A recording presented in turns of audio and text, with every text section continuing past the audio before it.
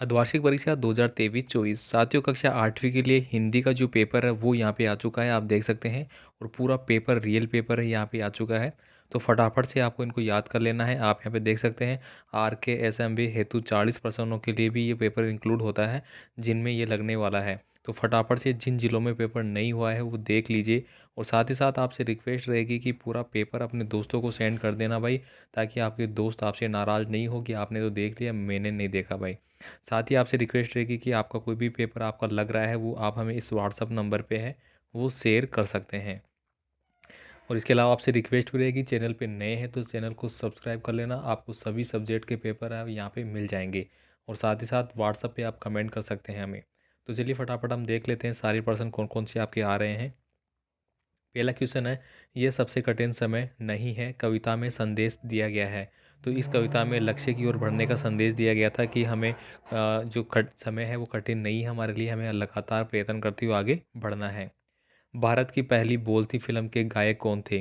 तो यहाँ पे आपको बताना है कि पहली फिल्म जो थी भारत की उसके गायक कौन थे। तो यहाँ पे मेरे ख्याल से विट्ठल जी हो जाएंगे। आई पढ़ते जोड़ने से बना शब्द कौन सा है? यहाँ पे देखिए, यहाँ पे लिखा गया है मिठाई। ठीक है, यहाँ पे लिखा है अजमेरी, अजमेर प्लस ई, अजमेरी।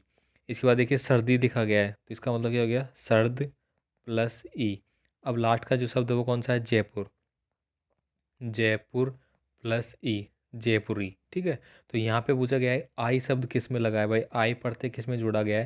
तो देखिए इसमें जयपुरी, तो इसमें ई जुड़ा है, सर्दी में ई जुड़ा है, अजमेरी में ई जुड़ा है, तो सीधा सीधा बात हो गई, मिठाई में आई जुड़ा है, मीठा धन आई। ठीक है, तो मिठाई बन गया आपका।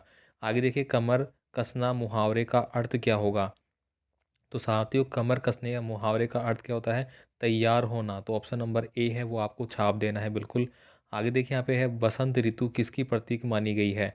तो दोस्तों बसंत ऋतु है वो उत्साह की प्रतीक मानी गई है, उत्साह की। ठीक है, और उमंग ऊर्जा सभी यहाँ पे इंक्लूड किए गए हैं। तो मोस्टली दोस्तों यहाँ पे ऑप्शन डी है आपका, वो भी सही हो सकता है और पहला भी सही हो सकता है। तो आप कमेंट करना भाई कौन सा आंसर आप सही मानोगे। यहाँ पे देखिए अगला क्वेश्चन है, बुराई में रस लेना बात है। तो दोस्तों बुराई में अच्छी बात नहीं है रस लेना। ये पेपर दोस्तों मैंने ऑलरेडी इसके सारे इंपॉर्टेंट पर्सन मैंने पहले भी करवा दिए गए थे आपको, अगर आपने पहले वीडियो देखा होगा तो। यहाँ पे देखिए अंतर्राष्ट्रीय महिला दिवस है वो कब मनाया जाता है, कब से मनाया गया था, कब से इसकी स्टार्ट की गई थी? तो ये आपको टिक करना है। बसंत ऋतु आते ही क्या होती है? हरियाली छा जाती है। बादल देश में पानी भरकर क्या करता है? गिरता है। दोस्तों बादल पानी बनकर क्या करता है? गिरता ही तो है, भरता थोड़ी है। चिड़िया की चोंच में तिनका, चिड़िया ने क्या किया था? चोंच में तिनका लेके उड़ने को तैयार थी वो। ठीक है, उड़ने को, तिनके को खाया नहीं जाता है, वो उड़ने को तैयार थी ताकि मैं घोंसला बना सकूँ। यहाँ पे देखिए अगला क्वेश्चन है, मशीनी युग से बदलू के जीवन में क्या बदलाव आए? तो ये इसका आंसर आपको फटाफट से याद कर लेना है। मशीनी युग से बदलू के जीवन में क्या बदलाव आए थे? आकाश का पर्यायवाची होगा, तो आकाश का पर्यायवाची है वो आप यहाँ पे लिखेंगे गगन। ठीक है, तो आप गगन लिख देना यहाँ पे। दो पूछे तो आप दो लिख देना, तीन पूछे तो तीन लिख देना भाई। ठीक है, चलिए आगे मैं बात करता हूँ अगला। नेक्स्ट देखिए यहाँ पे है 13 नंबर का क्वेश्चन, बसंत ऋतु को ऋतुराज क्यों कहा जाता है? दोस्तों बसंत ऋतु है वो ही यहाँ पे स्टार्ट होती है, हमें सभी जो ऋतुएं स्टार्ट होती है अलग, मतलब इस प्रकार से कहते हैं कि बसंत ऋतु में जो पेड़ पौधे वगैरह हैं सभी बिल्कुल नए प्रकार से स्टार्ट होते हैं, इसलिए इसको ऋतुराज कहा जाता है। बाकी आप अपने पार्ट के हिसाब से इसका नाम बताना भाई। सर्वनाम किसे कहते हैं? देखिए यहाँ पे सर्वनाम की परिभाषा आपको बतानी है, यानी कि जो शब्द किसके बदले प्रयुक्त होते हैं? संज्ञा के बदले। संज्ञा के बदले जिन शब्दों का हम उपयोग करते हैं उनको अपन सर्वनाम कहते हैं। और ये कितने प्रकार के होते हैं? 6 प्रकार के होते हैं, इतना भी आप लिख देना। बाकी मैं फिर से आपसे रिक्वेस्ट करूँगा, प्लीज़ चैनल को सब्सक्राइब जरूर कर लेना, वीडियो को लाइक तो कर ही देना मेरे साथियों। एक वचन किसे कहते हैं? दोस्तों हिंदी में एक वचन दो वचन ये होते हैं। एक वचन का मतलब क्या हो गया कि जिसमें किसी एक ही व्यक्ति के बारे में बात की जाती है, एक ही कार्य के बारे में बात की जाती है। इसको जैसे कि मैं बोलूँ कि यहाँ पे क्या बोलूँ मैं, एक वचन आम। ठीक है, तो ये आम क्या हो गया? एक वचन है। और किसी चीज़ के लिए मैं बात करूँ तो वो एक वचन होगा। अगर मैं यहाँ पे बात करूँ जैसे कि लड़का, तो लड़का क्या है? एक वचन है। अगर ये मैंने लगा दिया लड़के, तो लड़के क्या बन गया? बहुवचन। मतलब एक के बारे में ही नॉलेज हो रहा है तो एक वचन, बहुत ज़्यादा लोगों के बारे में नॉलेज हो रहा है तो वो बहुवचन। अब यहाँ पे देखिए कामचोर कहानी में हमें क्या संदेश मिलता है, ये आपको लिखना है भाई। सड़क पर वाहन चलाते समय हमें किन किन बातों का ध्यान रखना चाहिए? ऑलरेडी मैंने सारी चीज़ें आपको एक एक करके बताई हुई थी अगर आपने पढ़ा हो तो। बाकी नहीं पढ़ा तो भाई अभी भी टाइम है, कल पेपर है तो आज पढ़ लो भाई। कवि ने अपने आने का उल्लास और जाने को आंसू बनकर बह जाना क्यों कहा है, ये भी आपको याद कर लेना है। बाज का स्वतंत्रता हेतु प्राण देना क्या संदेश था, रट लो भाई फटाफट। निम्नलिखित पंक्तियों का भाव है वो आपको स्पष्ट करना है।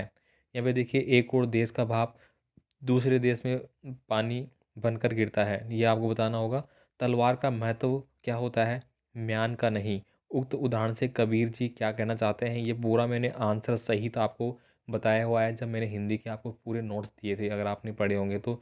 अगर कोई मुझसे लगातार पढ़ रहा है तो सभी प्रश्नों को उनको पता होगा मेरे भाई। आगे देखिए, यहाँ पे 22 नंबर का क्वेश्चन है, इसमें आपको निम्नलिखित गद्यांश दिया गया है जो पढ़कर आपको प्रश्नों के उत्तर देने हैं। मेरा मन कहता है कि ऐसा नहीं हो सकता, हमारे महान मनीषियों के सपनों का भारत है और रहेगा। यह सही है कि इन दिनों कुछ ऐसा माहौल बना है कि ईमानदारी से मेहनत करके जीविका चलाने वाले गिरही और भोले भाले श्रमजीवी पिस रहे हैं और झूठ का फरेब रोजगार चल रहा है। तो ये आपको पढ़ना है। अब देखिए यहाँ पे क्या पूछा जा रहा है आपको, उपयुक्त गद्यांश का उचित शीर्षक है वो क्या होगा। तो दोस्तों, शीर्षक की अगर मैं यहाँ पे बात करूँ, जो उपयुक्त शीर्षक जो दिया गया है, पूरा पाठ दिया गया है, इसमें दोस्तों हमें बताया गया है कि ईमानदारी के बारे में बताया गया है, ठीक है, सच्चाई के बारे में बताया गया है। हमारे महान मनुष्यों का भारत कैसा है, तो दोस्तों पहली लाइन में आपको मिल जाएगा कि हमारे ये सपनों का भारत है। इसके बाद देखिए यहाँ पे आजकल सामाजिक माहौल कैसा बना हुआ है, तो दोस्तों आप इसका आंसर भी यहाँ से लिखेंगे। आजकल माहौल ऐसा बना है कि ईमानदारी से मेहनत करके आजीविका चलाने वाली, ये पूरी लाइनें आपको यहाँ तक लिख देनी है ऐसे कैसे। आप देखिए यहाँ पे किस स्थिति में जीवन के महान मूल्यों की आस्था हिलने लगी है, तो इसका भी आंसर आपको यहाँ पे मिल जाता है। देखिए, इस आस्था कैसे हिलने लगी है, तो यहाँ पे आप पढ़ेंगे कि ऐसी स्थिति में जीवन के महान मूल्यों के बारे में आप लोगों की आस्था हिलने लगी है। कैसी, सच्चाई केवल बीरू व बेबस लोगों के ही हिस्से में पड़ी है, तो यहाँ से आगे आपको लिखना है। एकल परिवार और संयुक्त परिवार में क्या अंतर है, ये आपको बताना होगा। इसके बाद देखिए, अपने प्रधान अध्यापक को पेयजल समस्या जो बनी हुई है उसको हल करवाने हेतु एक प्रार्थना पत्र लिखना है। यानी कि आपके स्कूल में पानी की व्यवस्था नहीं है तो आपको एक एप्लीकेशन लिखनी पड़ेगी अपने अध्यापक को, प्रधान अध्यापक को, कि हमें पानी की व्यवस्थाएं दी जाए। अब यहाँ पे दोस्तों ये दिए गए इनमें से आपको किसी एक पे नियम लिखना होगा। स्वच्छ भारत अभियान पे, बेटी बचाओ बेटी पढ़ाओ पे, या फिर गणतंत्र दिवस पे इनको आपको लिखना है। तो फटाफट इनको याद कर लो, अपने दोस्तों को भेज दो मेरे भाइयों, ताकि सभी का पेपर अच्छे से हो जाए। मिलते हैं बाकी अगले पेपर के साथ, कमेंट कर देना और कौन कौन सा पेपर आपको चाहिए। धन्यवाद।